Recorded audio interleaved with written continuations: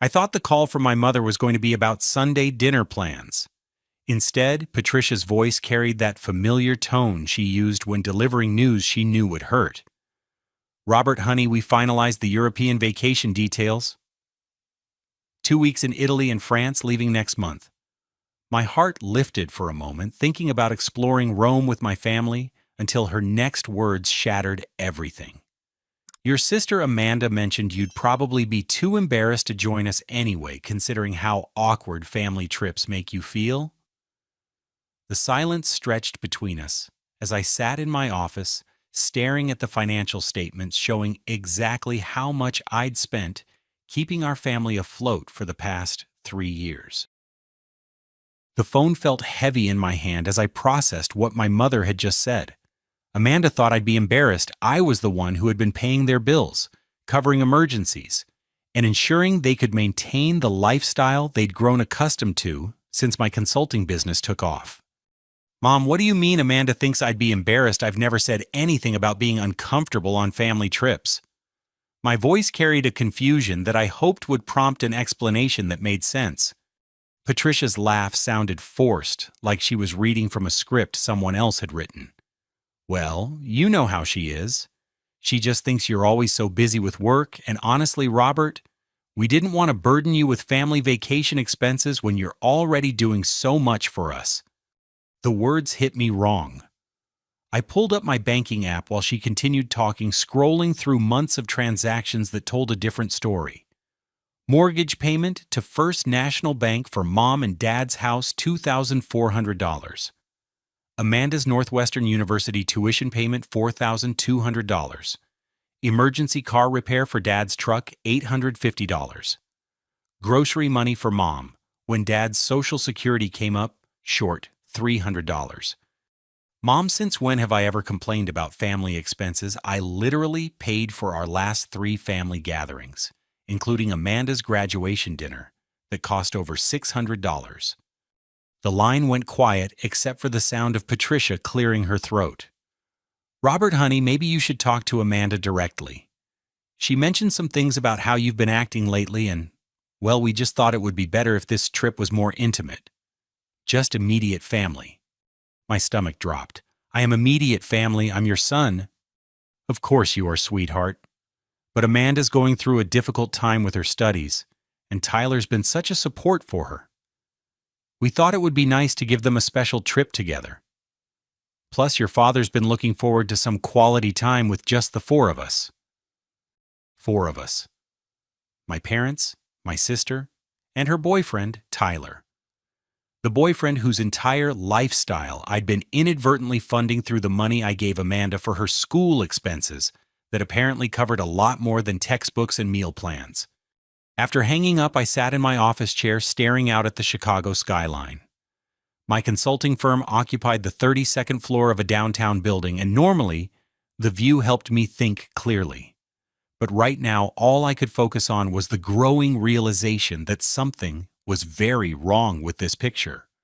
I opened my laptop and began going through my financial records more systematically. The numbers painted a stark picture of exactly how much I'd been contributing to my family's well-being. Over the past 3 years, the total came to $47,312, not including gifts, restaurant bills I'd covered, or the countless times I'd paid for family activities without thinking twice about it. My phone buzzed with a text from Amanda. "Mom said she talked to you about the trip. Hope you understand it's nothing personal. Just need some family bonding time without work stress." Work stress. As if my success was something that created problems for them rather than solutions. I'd built my consulting business from nothing, working 16-hour days, initially living on ramen noodles and determination, until I landed my first major client. The irony wasn't lost on me that the same work ethic they now called stressful was what enabled them to live comfortably. I decided to do some investigating of my own. Opening Facebook, I searched for any recent posts from family members about vacation plans. What I found made my blood run cold. 3 weeks ago, Amanda had posted a photo of European travel guides with the caption, "Planning the most amazing family trip ever. Cannot wait for 2 weeks in paradise with my favorite people." The post had 17 likes from family, friends, and distant relatives. Several comments asked about details, and Amanda had responded enthusiastically about visiting the Colosseum, touring French vineyards, and making memories that will last forever. 2 weeks before that, my father Douglas had shared an article about budget travel tips for families with his own comment, "Getting ready for our big European adventure. Patricia's been planning this for months." Months. They'd been planning this for months while sitting at dinner tables with me discussing everything except the elaborate vacation they were taking without me. Every family gathering, every casual conversation about summer plans, every moment they'd had the opportunity to mention this trip, they'd chosen silence instead. I scrolled further back and found more evidence. Patricia had liked several posts from a Facebook group called European Travel for Families, dating back 6 months. Douglas had commented on a friend's vacation photos from Rome, mentioning that he'd be seeing it firsthand soon enough. Amanda had shared multiple articles about Italian restaurants and French museums, always with comments about how excited she was for her upcoming adventure. The planning hadn't been last minute or spontaneous. This was a carefully orchestrated family vacation that had specifically excluded me from the very beginning, and they'd all participated in keeping it secret. My phone rang again, Patricia's number appearing on the screen. I let it go to voicemail, needing time to process what I'd discovered. When I finally listened to the message, her tone had shifted to something that sounded almost panicked. "Robert, honey, I think we got off on the wrong foot earlier. Why don't you come over for dinner tonight? Dad's making his famous barbecue, and we can talk about everything properly. Amanda will be there too, and I think once we all sit down together, we can work this out. You know how much we love you, sweetheart. Call me back." The message felt like damage control rather than genuine concern. For the first time in 3 years, I wondered if my family's expressions of gratitude and love had been more about maintaining their financial lifeline than actual affection. That evening, instead of going to dinner, I drove past their house. My house technically, since my name was on the mortgage, after I'd helped them avoid foreclosure 2 years earlier. Through the front window, I could see them sitting around the dining room table, eating dinner and laughing together. No empty chair waiting for me. No phone calls to check if I was coming. Just a family enjoying an evening together, completely unburdened by my absence. I parked across the street and watched for 20 minutes, trying to understand how I'd become someone whose exclusion from family events was so easily accepted. The painful truth was starting to emerge. Somewhere along the way, I'd become more valuable to them as a financial resource than as a family member. The next morning, I decided to confront Amanda directly. If she was the source of this embarrassment narrative, I needed to hear it from her own mouth. I drove to her apartment near Northwestern's campus, a place I'd helped her secure by co-signing the lease when her credit wasn't sufficient. Amanda answered the door in pajamas at 11 in the morning, clearly not expecting company. Her expression shifted from surprise to something resembling guilt when she saw me standing in the hallway. "Robert, what are you doing here? I thought you'd be at work. We need to talk about this vacation situation. Can I come in?" She hesitated, glancing back into the apartment, where I could hear Tyler's voice calling from what sounded like the living room. Sure. But Tyler's here and we were kind of in the middle of something." The apartment was nicer than anything I could have afforded at her age. 2 bedrooms, updated kitchen, located in one of the safer neighborhoods near campus. I'd helped her get it because Patricia had insisted Amanda needed a good living situation for her mental health and academic success. Tyler emerged from the living room wearing expensive athletic wear that I recognized from high-end sporting goods stores. His casual confidence suggested someone who'd never worried about money, which made sense given what I was learning about how my financial support had been trickling down to fund his lifestyle through Amanda. "Hey, Robert, Amanda mentioned you might be upset about the Europe thing." Tyler's tone carried a dismissive quality that immediately put me on edge. "I'd like to talk to my sister privately if you don't mind." Amanda shook her head quickly. "No, it's fine. Tyler can stay. We don't have secrets from each other." I looked around the apartment, taking in details I'd never noticed during previous visits. Gaming equipment that cost thousands of dollars, a wine collection that suggested regular expensive purchases, furniture that looked like it came from upscale retailers rather than the budget stores college students typically frequented. Amanda, I need you to explain to me exactly what you meant when you told Mom I'd be embarrassed to go on a family vacation. She exchanged a glance with Tyler before answering. Look, Robert, it's not personal. But you have to admit that when we're all together, things get weird. You always end up talking about work or making comments about money, and it makes everyone uncomfortable. When have I ever made inappropriate comments about money during family time? Tyler jumped in before Amanda could respond. Dude, come on. You're always mentioning how much things cost or talking about your business deals. It's like you want everyone to know how successful you are compared to the rest of us. The accusation hit me like a physical blow. I tried to think of specific instances where I'd behaved the way Tyler was describing, but couldn't recall any. Most of our family conversations revolved around Amanda's school experiences, my parents' retirement activities, or general topics like movies and current events. Can you give me a specific example of when I've done that? Amanda shifted uncomfortably. It's not any one thing, Robert. It's more like an overall vibe. Like at my graduation dinner, you kept mentioning the restaurant's prices and making jokes about the wine list. It made everyone feel like you were showing off. I remembered that dinner clearly. The restaurant had been expensive, and I'd made light comments about the cost because I was genuinely happy to celebrate Amanda's achievement and wanted everyone to order whatever they wanted without worrying about money. What I'd intended as reassurance that cost wasn't an issue they'd apparently interpreted as bragging. Amanda, I was trying to make sure everyone felt comfortable ordering what they wanted. I never intended to make anyone feel bad. But that's exactly the problem, Tyler said, settling back into what was clearly his regular spot on the couch. You don't see how your money creates pressure for everyone else? Like when you pay for stuff, it makes everyone else look cheap if they don't offer to cover things too? So the solution is to exclude me from family events. Amanda's voice became defensive. We thought you'd actually be relieved not to have to worry about family stuff for a while. You're always so busy with work, and Mom said you've seemed stressed lately about all the financial help you've been giving everyone. That stopped me cold. Mom said I seemed stressed about helping the family financially. Well, yeah. She mentioned that you've been working really long hours, and that maybe you were feeling overwhelmed by everyone depending on you so much. The manipulation was becoming clearer.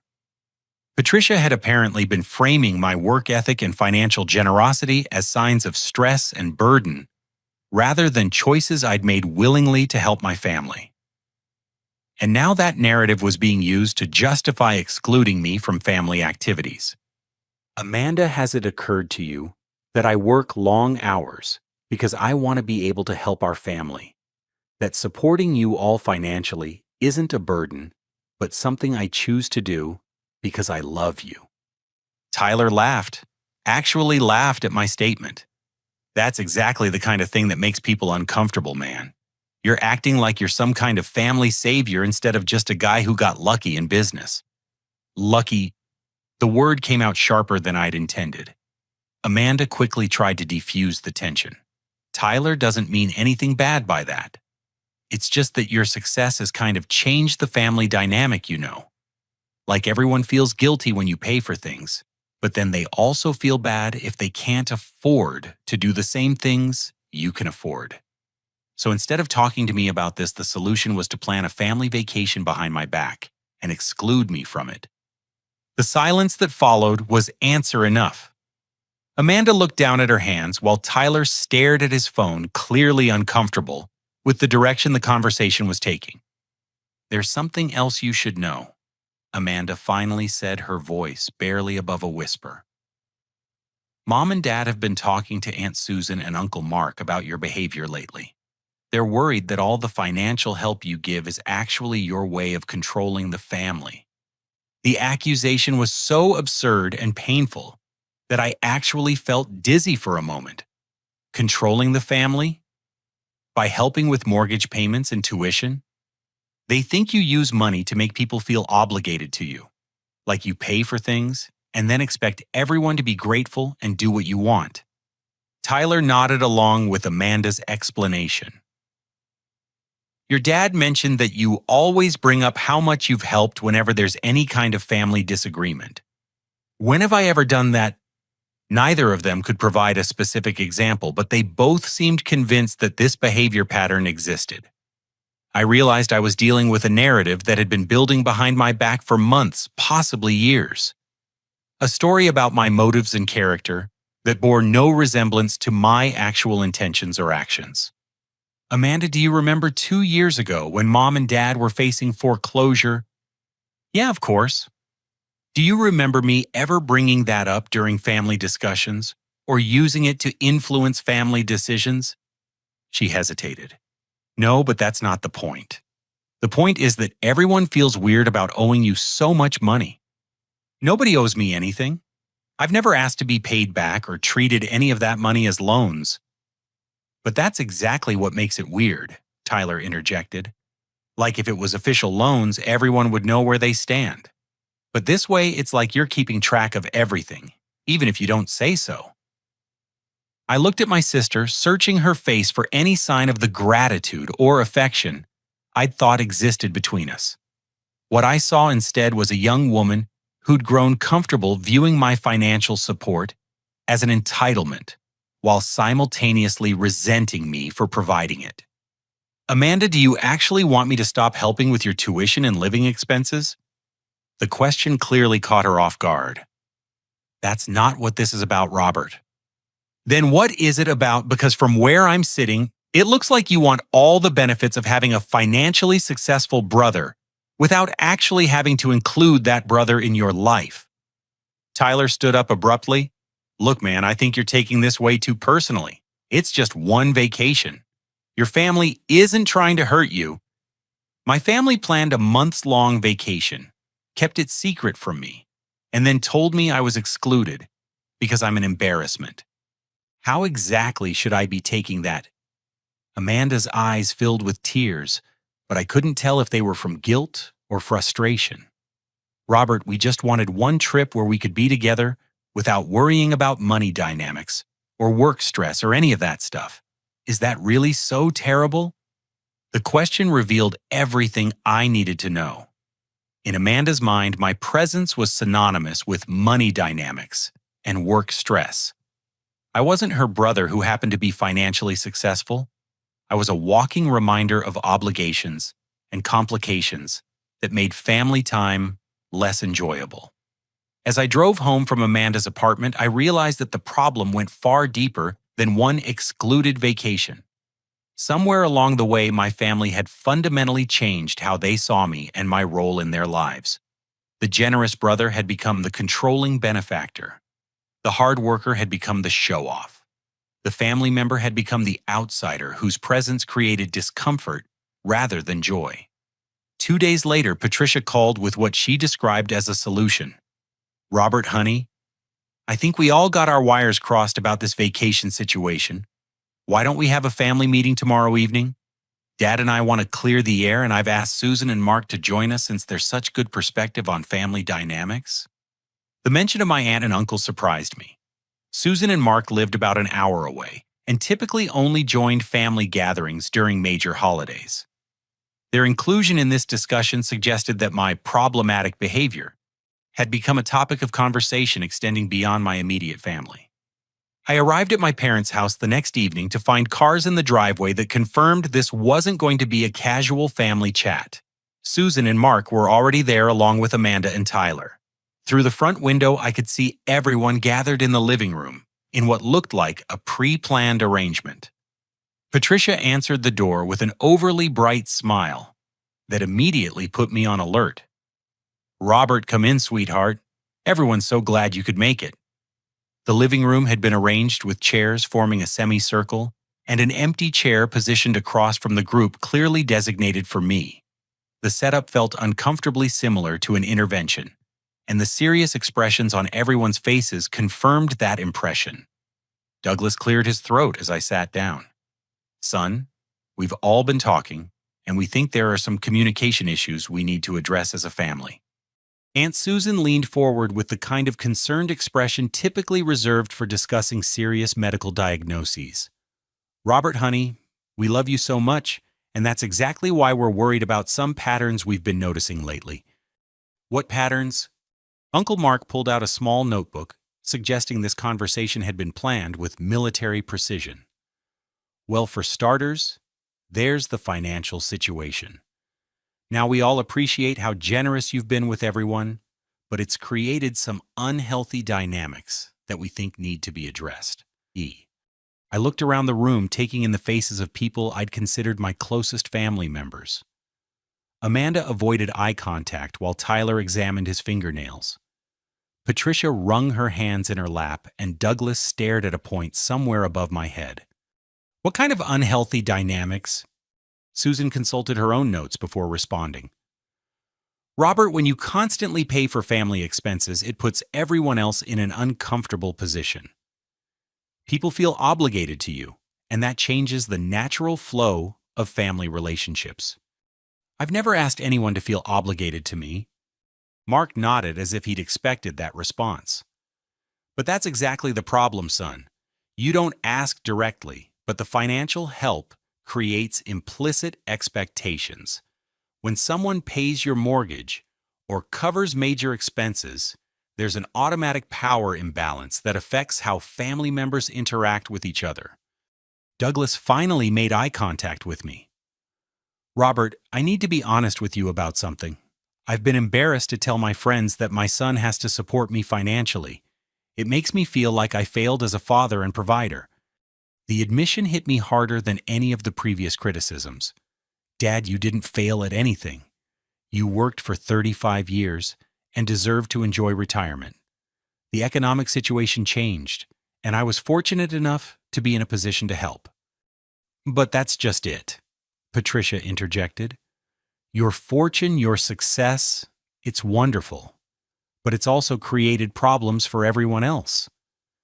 When you can afford things that other family members can't, it highlights everyone else's limitations." Amanda finally looked up from her hands. "Robert, at Northwestern, when I tell people about my family, I have to explain why my brother pays for everything. It's awkward and makes people ask questions about why my parents can't support themselves." "What people are asking you questions about our family's private financial arrangements," Tyler answered instead of Amanda. "Her friends, study groups, people she dates. When someone your age is financially responsible for their entire family, it raises questions about what's really going on. What's really going on is that I love my family and want to help them live comfortably." Susan shook her head sympathetically. "Robert, sweetheart, that's a beautiful sentiment, but the reality is that your help has become a crutch that's preventing everyone else from developing their own independence and self-sufficiency." Uncle Mark consulted his notebook again. "We've prepared some suggestions for how to address these issues going forward.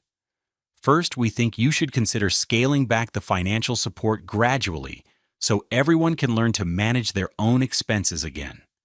Second," Douglas continued, "we'd like you to consider whether your work schedule is preventing you from having normal family relationships. You're always busy, always stressed about business, and it makes family gatherings feel tense." Patricia reached into her purse and pulled out a printed document. "We've actually written up some guidelines for how we can all improve our family dynamics. These are just suggestions, Robert, but we think they could help everyone feel more comfortable." I took the paper and scanned the contents with growing disbelief. The document, titled Family Relationship Guidelines, contained 8 numbered points that essentially outlined how I should behave to make everyone else more comfortable. The suggestions included limiting discussion of work or business achievements, allowing other family members to pay for activities occasionally, even if I could afford them easily, and avoiding comments about costs or expenses during family activities. "You wrote up a list of rules for how I should behave during family time." Amanda's voice carried a defensive tone. "They're not rules, Robert. They're just ideas for how we can all interact more naturally without the money stuff getting in the way." The money stuff that allows you to live in a nice apartment near campus and attend a prestigious university. The room went silent. Douglas's expression hardened, and I realized I'd just confirmed their narrative about my using financial support as leverage in family discussions. Mark leaned back in his chair. Robert, that kind of comment is exactly what we're talking about. When you bring up the financial help during family conversations, it makes everyone feel guilty and defensive. I brought it up because you're asking me to pretend that financial reality doesn't exist, while simultaneously benefiting from my willingness to share that reality with all of you. Susan sighed deeply. Robert, honey, can't you see that your attitude about money has become problematic? You've turned financial generosity into a source of family tension. I've turned financial generosity into family tension. Or have all of you turned financial generosity into a source of guilt and resentment? Tyler spoke up for the first time during the formal discussion. Look, Robert, I think everyone here appreciates what you've done for the family. But you have to admit that the current situation isn't healthy for anyone, including you. What would be healthy in your opinion? Patricia pulled out another document, this one featuring colorful charts and graphs. We've actually researched some family counseling approaches that focus on financial boundaries.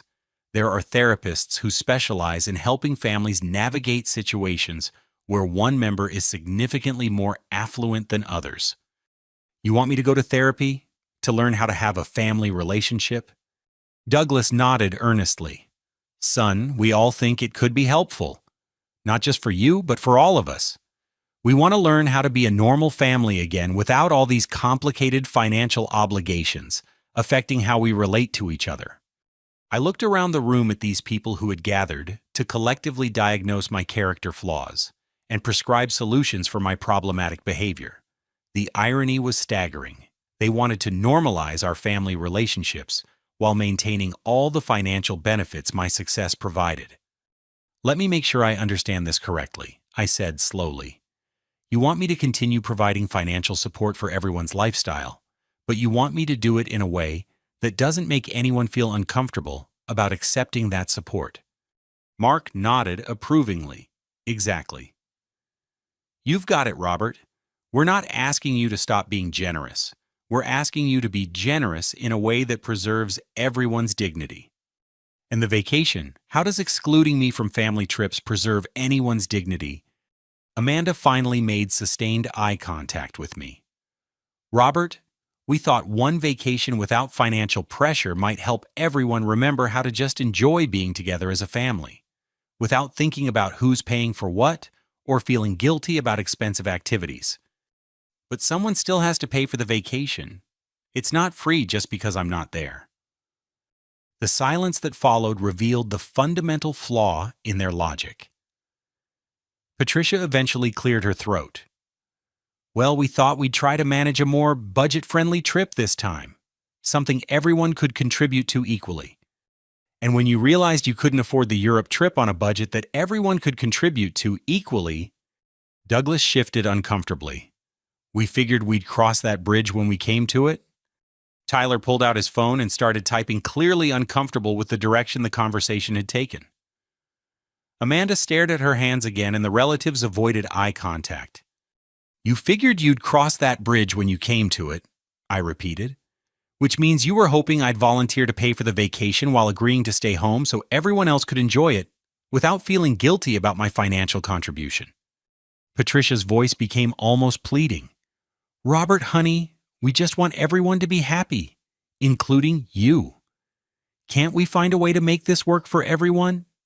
I stood up from my chair, still holding their printed family guidelines. I need some time to think about all of this.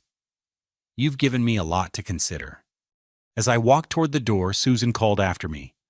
Robert, we hope you know this all comes from a place of love. We want what's best for everyone, including you. I turned back to look at the group one final time. I understand that you believe that. I just need to figure out whether what you think is best for everyone is actually what's best for me. Driving home that evening, I realized that my family had spent months analyzing my behavior planning interventions, and developing strategies to manage what they saw as my problematic approach to family relationships. But in all their planning and discussion, none of them had considered the possibility that their approach to my financial contributions was the actual source of the problem. I spent 3 sleepless nights reviewing everything that had been said during the family meeting. The printed guidelines sat on my kitchen counter, a constant reminder of how my relatives viewed my role in their lives. On the 4th morning, I made a decision that would change everything. I called Patricia and asked to arrange one final family discussion. "Mom, I want everyone who was at the meeting to come back, including Susan and Mark. I have some things I need to share with all of you." "Oh, Robert, I'm so glad you want to continue working on this together. What time works for you?" That evening, I arrived at my parents' house carrying a leather portfolio that contained 3 years of financial records. I'd spent the previous day organizing every payment transfer and expense I'd covered for various family members, creating a comprehensive picture of exactly how much my problematic generosity had actually cost me. The same semicircle arrangement awaited me, but this time I remained standing rather than taking the designated chair. I opened the portfolio and pulled out the first document. Before we continue discussing my behavior and how it needs to change, I want everyone to understand exactly what my financial contribution to this family has actually been. Douglas frowned. "Son, we're not here to talk about money. We're here to talk about relationships." "The two things are connected, Dad, whether you want to acknowledge that or not." I held up a detailed spreadsheet. "Over the past 3 years, I have transferred $47,312 to various family members for various expenses. This doesn't include restaurant bills, gifts, or activities I've paid for during family gatherings." Patricia looked uncomfortable. "Robert, honey, we appreciate everything you've done, but keeping track like that makes it seem like you're maintaining a ledger of family obligations." "I'm maintaining a record of my business expenses, Mom, because that's what this has become for me. A business relationship where I provide financial services and you all provide feedback about how those services should be delivered." I pulled out another document. "Amanda, your Northwestern University tuition for the past 2 years, $16,400. Your apartment deposit monthly rent supplements and emergency expenses, $8,700.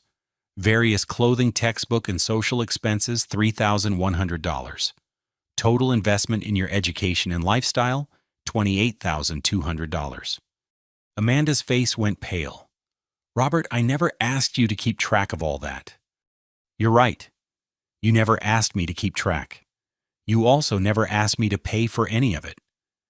You simply accepted it as something I would naturally do because I loved you and wanted you to succeed." Tyler shifted uncomfortably as I continued. "The interesting thing about these numbers is that they represent approximately 1,400 hours of work for me. 1,400 hours that I spent building my business specifically so I could afford to support my family's lifestyle." Mark held up a hand.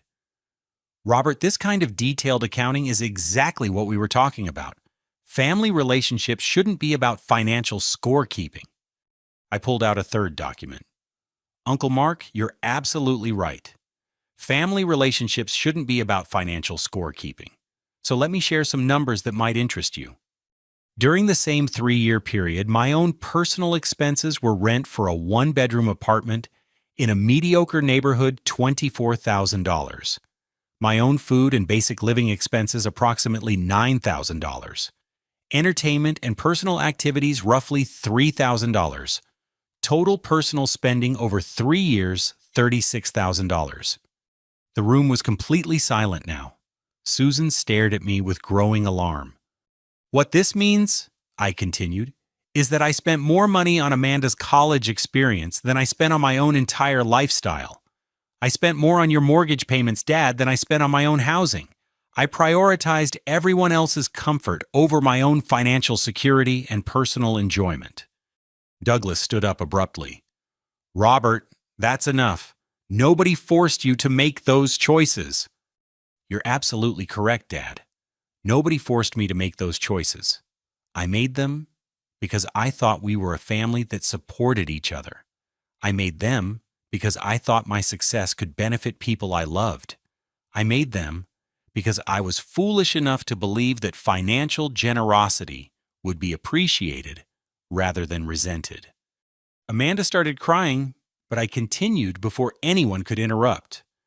But here's what really breaks my heart about this situation. It's not the money. It's not even the lack of gratitude. It's the fact that you all spent months discussing what was wrong with me, planning interventions for my behavior, and developing strategies to manage my problematic personality. And not once did any of you consider having a direct, honest conversation with me about how my financial contributions were affecting our relationships. Patricia's voice was barely a whisper. Robert, we were trying to protect your feelings. You were trying to protect your financial support, Mom. There's a difference. Tyler finally spoke up. Robert, I think you're being unfair to everyone here. Nobody's trying to take advantage of you. I turned to face Tyler directly. What do you do for work, Tyler? I'm a student. Where do you get money for living expenses? Amanda answered for him. I help Tyler out sometimes when he needs it. With money I give you for your own expenses. That's not how it works, Robert. That's exactly how it works, Amanda. I give you money for school and living expenses. You share that money with your boyfriend, and then your boyfriend lectures me about family dynamics and financial boundaries. Mark stood up clearly, trying to regain control of the conversation. Robert, you're getting emotional and saying things you'll regret. Why don't we take a break and continue this when everyone's had time to cool down? I'm emotional, Uncle Mark. I'm devastated, I'm heartbroken, and I'm furious. I pulled out the final document from my portfolio. This is a summary of my work schedule over the past 3 years, an average of 72 hours per week, 83% of weekends spent working, canceled vacations 4, canceled social events countless, ended romantic relationships due to work schedule 2. The numbers hung in the air like an indictment.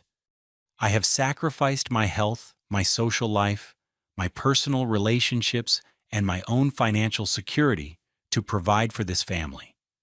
And your response to that sacrifice is to tell me that my generosity has become problematic and needs to be managed through therapy and behavioral guidelines. Douglas's face was red with anger. Robert, nobody asked you to sacrifice anything. Nobody forced you to work those hours or pay for things you couldn't afford. You're right, Dad. Nobody forced me.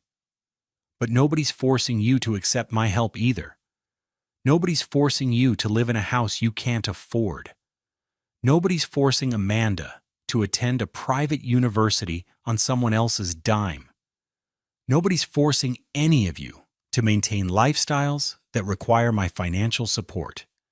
Patricia started crying now, but her tears only made me angrier. And the most insulting part of this entire situation is that after benefiting from 3 years of financial support that allowed all of you to live more comfortably than you could have otherwise afforded, your big family meeting conclusion is that I need to learn how to be generous without making anyone feel bad about accepting generosity. I closed the portfolio and looked around the room one final time. Well, I have a different solution to this problem.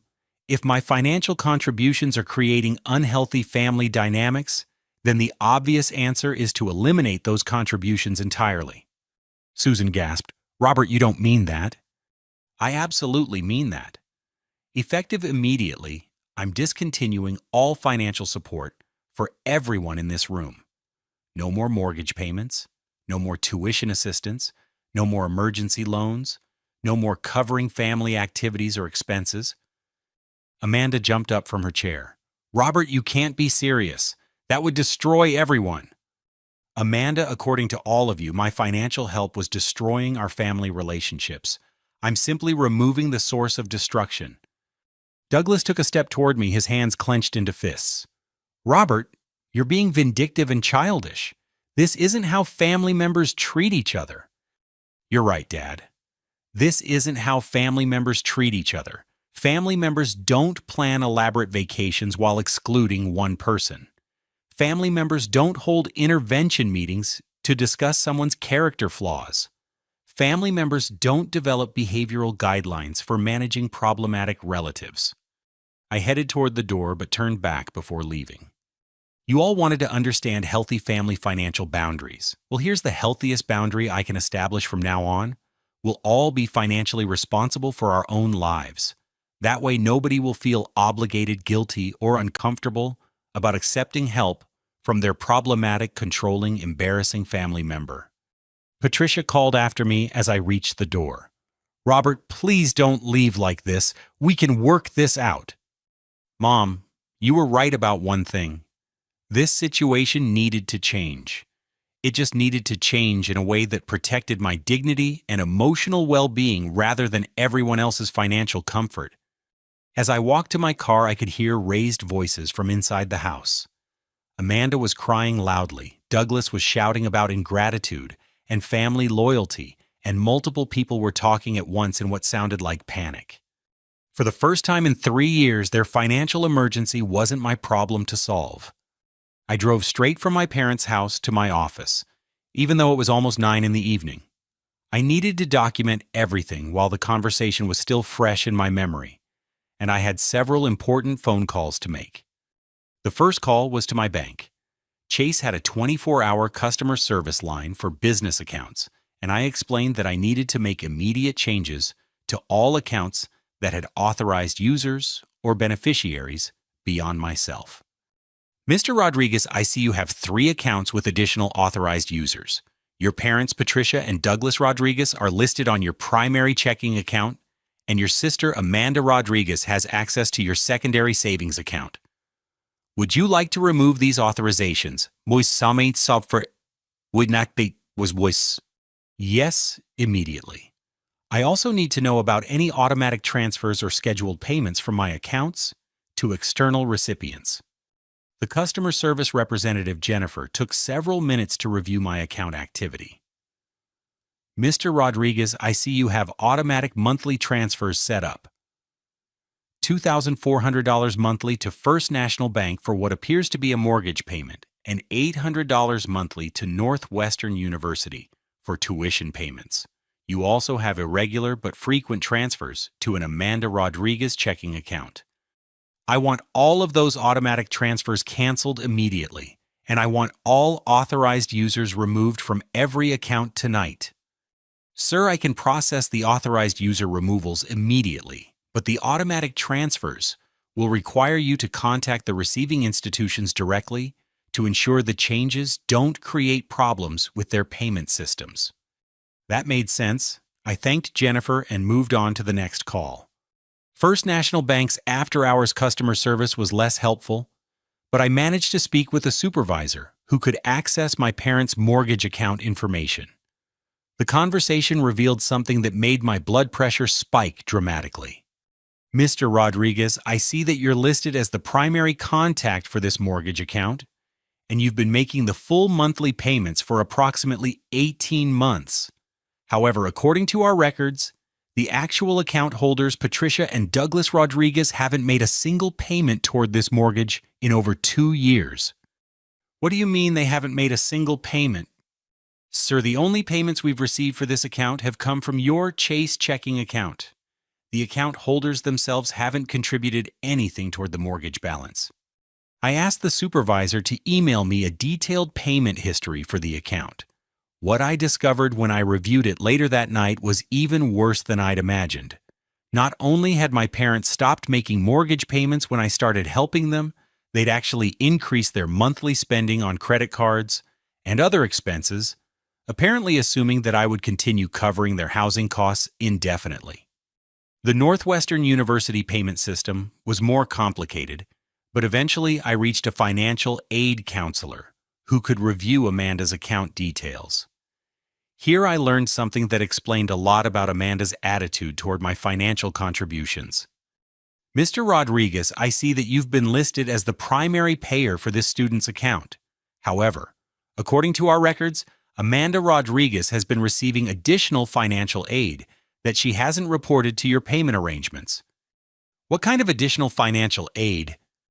She's receiving a partial academic scholarship and a work-study grant that covers approximately 40% of her total expenses. The payments you've been making have essentially been covering costs that were already covered by other funding sources. This meant Amanda had been receiving money from me for expenses that were already paid for through her financial aid, effectively giving her several $1,000s in discretionary spending money that she'd never mentioned to me or the family. My final call was to my credit card companies. I had provided Amanda with an authorized user card on my primary credit account for emergencies, and I wanted to review exactly how that card had been used over the past several months. The spending history was illuminating. Amanda's card showed regular charges at high-end restaurants, expensive clothing stores, and entertainment venues. There were also frequent charges at stores that catered to men's clothing and accessories, which I assumed were purchases for Tyler. The emergency credit card had been used for over $6,000 in discretionary spending over the past 6 months. By the time I finished making all these phone calls and reviewing account histories, it was almost 2 in the morning. I sat in my office chair staring out at the Chicago skyline, trying to process the full scope of how thoroughly my family had taken advantage of my financial generosity. My parents had essentially retired early using my mortgage payments to subsidize a lifestyle they couldn't afford while spending their own money on luxuries and entertainment. Amanda had been collecting both my tuition payments and her financial aid, pocketing the difference while using my credit card to fund an expensive social life for herself and her boyfriend.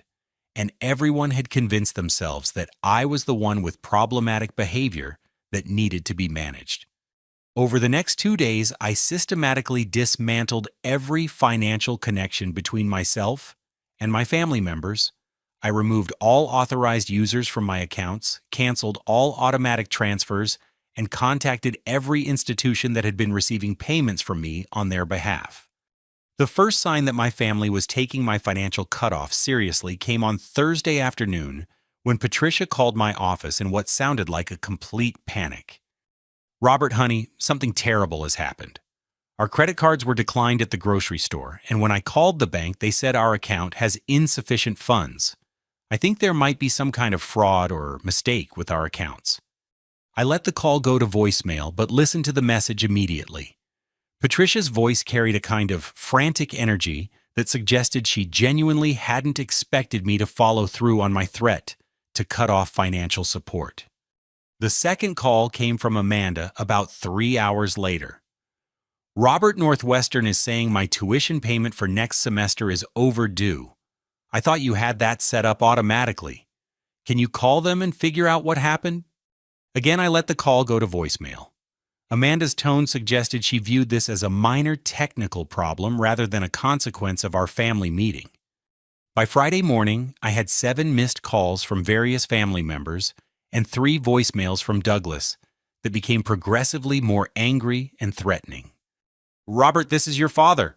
I don't know what kind of game you think you're playing, but this has gone far enough. Call me back immediately." "Robert, it's Dad again. Your mother is crying because she can't afford groceries, and Amanda is panicking about school. Whatever point you're trying to make, you've made it. Now fix this before you cause permanent damage to this family." "Robert, this is completely unacceptable. You can't just abandon your family because you got your feelings hurt during one conversation. If you don't call back by tonight, we're going to have to take legal action to protect ourselves." Legal action. I almost laughed at the threat.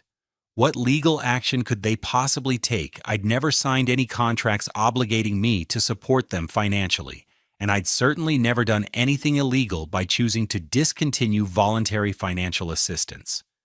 Around noon on Friday, my office assistant Jessica knocked on my door with a concerned expression. "Mr. Rodriguez, there's a young woman in the lobby who says she's your sister. She's quite upset and insisting that she needs to speak with you immediately. Should I call security, or would you like me to tell her you're unavailable?" Through my office window, I could see Amanda pacing in the lobby area, clearly agitated and attracting attention from other people in the building.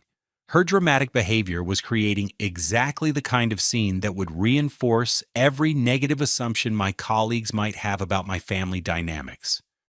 Tell her I'm in meetings all afternoon and unable to see anyone without an appointment. If she continues to cause a disturbance, please do call security." Jessica nodded and returned to the lobby. I watched through the window as she spoke with Amanda, whose reaction involved a lot of animated gesturing and what appeared to be crying. Eventually, building security approached Amanda and had what looked like a firm but polite conversation that resulted in her leaving the building. That evening, I received a text message from Tyler. "Robert, you're destroying Amanda's life over a stupid family argument. She's having panic attacks about school and can't eat. Whatever your parents did to upset you, she doesn't deserve to suffer for it. Call her back." The text message perfectly captured the fundamental misunderstanding that my family had about the situation. In Tyler's mind, this was about my hurt feelings over a stupid family argument, rather than a systematic pattern of exploitation and disrespect that had been building for years. I turned off my phone and spent the weekend hiking alone in a state park outside the city. For the first time in 3 years, I had a weekend completely free of family obligations, financial emergencies, or guilt about not working enough hours to afford someone else's lifestyle. It was the most peaceful 2 days I'd experienced in years. Monday morning brought a series of developments that confirmed my family was beginning to understand the serious nature of their situation. My office phone rang at 8:30 with a call from First National Bank. "Mr. Rodriguez, this is Karen Williams from First National. I'm calling because we received a request from Patricia and Douglas Rodriguez to discuss their mortgage account, but they're not authorized to access information about payments that originate from your accounts." "That's correct. I'm no longer making payments toward their mortgage." "Sir, they've missed their payment for this month, and we're required to notify them that they have 10 days to bring the account current before we begin foreclosure proceedings. Since you've been the primary payer, we wanted to confirm that this situation is intentional rather than an oversight." "It's completely intentional. They are now responsible for their own mortgage payments." "Understood, sir. We'll proceed with our standard collection procedures." After hanging up, I called my voicemail system and found 12 new messages from various family members. The tone had shifted dramatically from confusion and anger to what sounded like genuine panic. Patricia's latest message was barely coherent. "Robert, honey, please call me back. The bank is saying we have 10 days to pay the mortgage or they'll take the house. I don't understand what's happening. Please, sweetheart, we need to talk." Amanda had left 3 messages, each more desperate than the last. "Robert, Northwestern is dropping me from classes if I don't pay tuition by Wednesday. This is my entire future. Please don't destroy my education because you're mad at mom and dad." Douglas had apparently reached the bargaining stage. "Son, I think we all said some things we didn't mean at that family meeting. Your mother and I have been talking and we realize we may have been insensitive about your feelings. Let's sit down and work this out like adults." Around noon, Jessica informed me that Tyler was in the lobby requesting to speak with me about a family emergency. I agreed to see him, curious about what approach he would take. Tyler entered my office looking like he hadn't slept in days. His expensive athletic wear had been replaced by rumpled clothing that suggested he'd been dealing with crisis management for the past several days. "Robert, I need to talk to you about Amanda. She's not handling this well at all." "What exactly is she not handling well?" "Dude, she got kicked out of her apartment yesterday because she can't pay rent without your help. She's staying with friends, but she's completely panicking about tuition and living expenses. She hasn't eaten in 2 days." I leaned back in my chair, genuinely curious about Tyler's perspective on these developments. "And you're here because you want me to resume paying Amanda's expenses?" "I'm here because I think you're being vindictive and cruel. Like, I get that you were upset about the vacation thing, but destroying someone's college education over a family argument is psychotic." Tyler helped me understand something. You've been dating Amanda for 8 months? Almost a year. And during that time, how much of Amanda's lifestyle have you been contributing to financially? Tyler's expression shifted uncomfortably. "That's not relevant. We're students. Neither of us has much money. But Amanda has had money. Money from me that she's been sharing with you. Money that paid for dates, clothes, entertainment, and probably some of your living expenses too. Amanda helps me out sometimes, but That's what people in relationships do for each other. Right. And what have you done for Amanda? What's your contribution to this relationship besides spending money that I earned and shared with her? Tyler stood up abruptly. Look, Robert, I didn't come here to be lectured about my relationship. I came here because Amanda needs help and you're her brother. I am her brother. I'm the brother who paid for her apartment, her tuition, her credit card bills, and apparently her boyfriend's lifestyle. And her response to that generosity was to tell our parents that my presence at family events was embarrassing. She never meant anything personal by that. Tyler. What she meant is irrelevant. What matters is that she said it, my parents accepted it, and the entire family spent months planning ways to manage my problematic behavior. Instead of having an honest conversation about the situation, Tyler sat back down, apparently realizing that aggressive tactics weren't going to work. Okay, fine. Maybe everyone handled the communication badly. But Amanda doesn't deserve to have her entire future destroyed because of that. Amanda's future isn't being destroyed. Amanda's future is being determined by Amanda's choices and Amanda's ability to support herself financially, the same way everyone else's future is determined. But she can't afford college without your help. Then she should make the same choices that millions of other people make when they can't afford expensive private universities. She can transfer to a less expensive school, apply for additional financial aid, get a job, or take out student loans. Tyler stared at me with genuine bewilderment. You're really going to let your own sister drop out of Northwestern because you got your feelings hurt? The question revealed everything I needed to understand about how my family viewed this situation. In their minds, Amanda's Northwestern education was my responsibility rather than her privilege. My financial support wasn't generosity. It was an obligation that I was now failing to meet. Tyler, Amanda isn't dropping out of Northwestern because I got my feelings hurt. Amanda is facing the natural consequences of choosing to insult and exclude someone who had been voluntarily subsidizing her lifestyle. So this is punishment. This is reality. Actions have consequences. When you treat people badly, they stop doing nice things for you. When you exclude family members from family events, those family members stop prioritizing your well-being. When you call someone embarrassing, that person stops caring about your opinion or your problems. Tyler left my office without any commitment to help Amanda beyond telling her to figure something out. His casual abandonment of her crisis perfectly illustrated the difference between people who benefit from generosity and people who provide it. That afternoon, I received a call from Susan, my aunt, who had apparently been designated as the family's negotiator. Robert, honey, your parents are beside themselves. They're talking about having to sell the house and move into a tiny apartment. Douglas is looking for work, but you know how difficult it is for someone his age to find employment. Susan Douglas is 63 years old and chose to retire early when I started helping with the mortgage.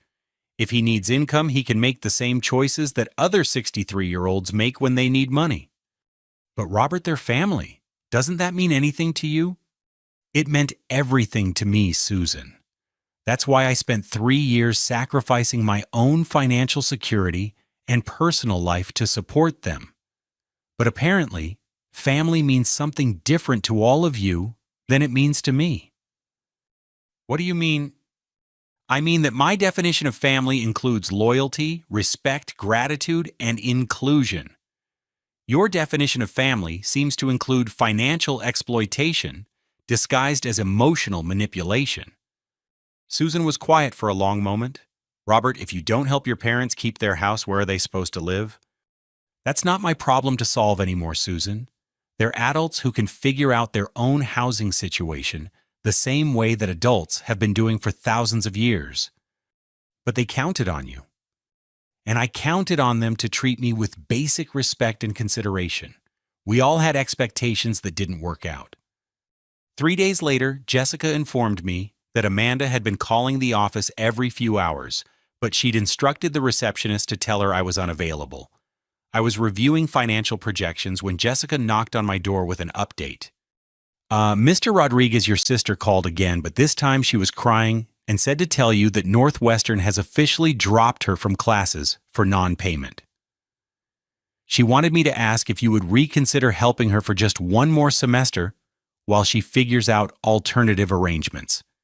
I thought about Amanda sitting in her expensive apartment wearing clothes I'd purchased with credit cards I'd provided, surrounded by furniture and electronics I'd indirectly funded, asking for just one more semester of financial support, while maintaining that my presence at family gatherings was too embarrassing to tolerate. Jessica, please have the receptionist tell Amanda that her academic situation is no longer my concern, and that she should direct any future calls to our parents or financial aid counselors.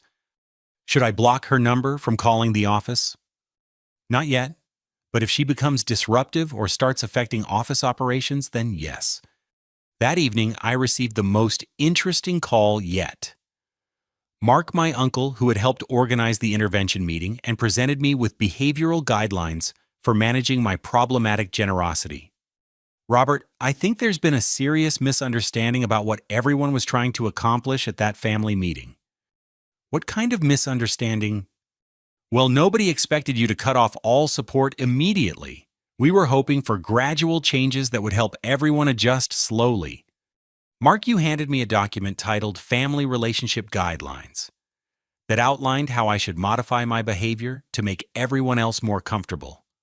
The logical conclusion of those guidelines was that I should continue providing financial support while eliminating anything about my personality or behavior that made accepting that support feel awkward for everyone else. That's not how we intended it. How did you intend it? Mark was quiet for several seconds. Robert, we just wanted everyone to be happy. Including me? Of course, including you. Mark, in your vision of everyone being happy, was I supposed to be happy about being excluded from family vacations while continuing to pay for family vacations? We thought maybe you'd be relieved not to have to worry about family obligations. I was never worried about family obligations, Mark. I was worried about family members who couldn't afford their obligations. There's a difference. Look, Robert, I think we all underestimated how hurt you would be by the vacation situation. You didn't underestimate anything, Mark. You calculated exactly how much disrespect I would tolerate in exchange for continuing to provide financial support. You just calculated wrong. The conversation ended with Mark promising to talk to everyone about finding a solution that worked for everyone, which I interpreted as damage control planning for the financial crisis that was about to devastate my relatives. Over the next week, the consequences of my financial withdrawal cascaded through my family's lifestyle in ways that clearly none of them had anticipated. Douglas managed to find part-time work at a hardware store, but his salary barely covered grocery expenses. Patricia started selling furniture and household items to pay utility bills. Amanda moved home after losing her apartment, creating tension between her and Douglas, who blamed her attitude about the vacation for creating the entire crisis. Tyler broke up with Amanda when her financial support disappeared, confirming that their relationship had been more about lifestyle subsidies than emotional connection. Amanda started working at a local diner but quit after 3 days, when she realized that waitressing required dealing with demanding customers and standing for long periods.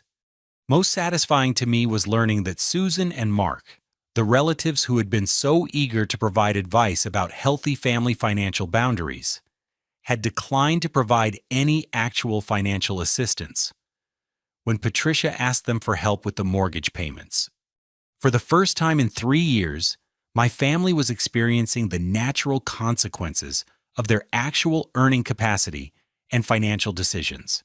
And those consequences were teaching them lessons about gratitude, humility, and the value of supportive family relationships that no amount of therapy or behavioral guidelines could have provided. 6 months later, my life looked completely different, and so did my relationship with my family. The transformation hadn't happened overnight, but the results were more positive than I could have imagined when I first walked away from that devastating family meeting. The biggest change in my life was my relationship with Sarah Chen, a fellow entrepreneur I'd met at a business networking event 3 months after cutting off my family's financial support. Sarah owned a successful marketing consultancy and immediately understood the work ethic and time commitment required to build a thriving business. Instead of viewing my professional success as a source of pressure or embarrassment, she appreciated it as evidence of discipline and determination. "I love that you're ambitious," Sarah told me during one of our early conversations. "I've dated too many guys who were intimidated by successful women or who expected me to tone down my career achievements to make them feel better about themselves." Our relationship developed naturally, without the complicated financial dynamics that had poisoned my family relationships. Sarah and I split expenses equally, planned activities within both of our budgets, and supported each other's professional goals without anyone feeling obligated or guilty about money differences. My business had also flourished since I'd stopped working 70-hour weeks to subsidize other people's lifestyles. With normal work hours, I'd been able to focus more strategically on high-value clients and expand my service offerings. My revenue had increased by 38%, and I'd been able to hire an additional consultant to help manage the growing client base. But the most significant changes had happened within my family, though those changes had required everyone to experience some difficult realities first. Patricia had called me in early December, 6 months after our final confrontation, with a tone I'd never heard from her before. "Robert, honey, I owe you an enormous apology. Your father and I have spent the past few months learning what it actually costs to maintain our lifestyle, and we had no idea how much you were sacrificing to help us." She went on to explain that Douglas had found full-time work at a construction company despite being 63 years old, and that they'd downsized to a smaller house they could actually afford on their combined income. "We've been living beyond our means for years, and instead of being grateful that you made that possible, we resented you for highlighting how dependent we'd become. That was wrong, and I'm ashamed of how we treated you." Douglas had apologized separately, admitting that his embarrassment about accepting financial help from his son had created resentment that he'd wrongly directed toward me. "Son, I was raised to believe that a man should provide for his family, and when I couldn't do that anymore, I felt like a failure. Instead of appreciating your success and generosity, I let my own insecurities turn me against you. That was my problem, not yours." Amanda's transformation had been the most dramatic. Losing her Northwestern placement had initially devastated her, but it had also forced her to confront realities she'd been avoiding since high school. She'd eventually enrolled at a state university where she qualified for significant financial aid and discovered that a less expensive education could still provide excellent opportunities for someone willing to work hard. She'd also maintained steady employment at a local restaurant, where she'd learned valuable lessons about customer service, time management, and the satisfaction of earning her own money. "Robert, I need to tell you something that's been bothering me for months," Amanda said during our first real conversation since the financial cutoff. "When I told Mom and Dad that you were embarrassing, I wasn't talking about anything you'd actually done. I was jealous of your success and resentful that my friends knew you were supporting me financially." She explained that her complaints about my behavior had been motivated by her own insecurity about accepting financial help rather than any legitimate problems with my character or actions. "I convinced myself that you were showing off or being controlling because it was easier than admitting that I was ashamed of needing help and grateful for it at the same time. I projected my own guilt onto you and convinced everyone else that you were the problem." Tyler had never returned to the picture, confirming my suspicion that his interest in Amanda had been largely financial. This painful lesson had taught Amanda valuable insights about relationships and the difference between people who care about you and people who care about what you can provide. The extended family members who had participated in the intervention meeting had also learned some uncomfortable truths about their own motivations. When Patricia had asked Susan and Mark for financial assistance during the crisis, they declined, claiming they couldn't afford to help. This had revealed the hypocrisy of relatives who were eager to provide advice about family financial dynamics, but unwilling to contribute actual financial support when needed. As we moved into the new year, my family had established much healthier relationship patterns based on mutual respect rather than financial dependence. We'd started having regular family dinners again, but now everyone contributed to the meal preparation and expenses. We'd planned a family vacation for the summer, but this time it was a camping trip that everyone could afford equally. And my inclusion in the planning had never been questioned. Most importantly, we'd learned to have direct, honest conversations about problems instead of allowing resentment to build into destructive narratives. When Douglas felt uncomfortable about accepting a birthday gift I wanted to give him, he told me directly instead of complaining to other family members. When Amanda needed advice about her career plans, she asked for my input instead of assuming I would judge her choices. The financial boundaries we'd established were clear and sustainable. I occasionally helped with true emergencies, but only after family members had explored other options and only with clear agreements about repayment or circumstances. Nobody felt guilty about accepting help when it was genuinely needed, and nobody felt obligated to provide help that would create personal hardship. Looking back on those painful months, I realized that cutting off financial support had been the best thing I could have done for my family's emotional health and my own self-respect. It had forced everyone to confront unhealthy dependency patterns and develop genuine independence and mutual appreciation. My relationship with Sarah had shown me what healthy family relationships should look like.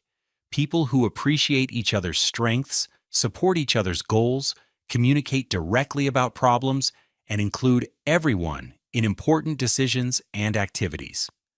The experience had taught me that true generosity isn't about giving until it hurts or enabling other people's poor financial decisions. True generosity involves helping people in ways that strengthen their independence and self-respect, rather than creating dependency and resentment. I'd also learned that family loyalty should be reciprocal. People who want the benefits of family relationships should be willing to provide the respect, inclusion, and emotional support that make those relationships meaningful. Most importantly, I discovered that my own well-being and happiness mattered just as much as everyone else's. Setting boundaries and protecting my emotional health wasn't selfish. It was necessary for building relationships based on genuine care, rather than obligation and guilt. The family meeting that had initially felt like an attack on my character had ultimately become the catalyst for creating the healthy, respectful family relationships I'd always wanted, but hadn't known how to achieve. As I sat in my apartment with Sarah planning our own European vacation for the following spring, I felt grateful for the painful lessons that had led to this much happier and more authentic way of living and loving. Have you ever had to set difficult boundaries with family members who took your generosity for granted? How did you handle the balance between wanting to help people you love and protecting your own emotional well-being? I'd love to hear your stories and thoughts about navigating complicated family dynamics in the comments below. If this story resonated with you, please give it a like and subscribe for more content about family relationships, personal boundaries, and finding the courage to prioritize your own happiness. Share this with anyone who might benefit from hearing about the importance of reciprocal respect in family relationships. Thank you for listening to my story, and I hope it helps you find the strength to build the healthy, supportive relationships you deserve in your own life.